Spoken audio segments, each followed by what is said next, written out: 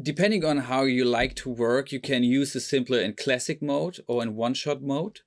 Difference is that in one shot, the sample will be played from the MIDI note until it ends, or until another MIDI note is triggering it.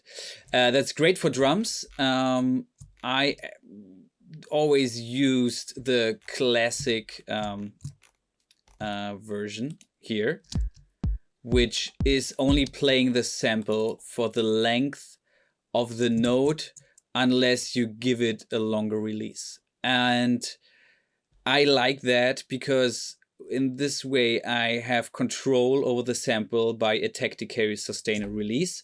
And these are the controls you have on every synth, hardware, software, whatever. And you have those things on reverbs as well. So if you understand these controls, you can like apply that anywhere. And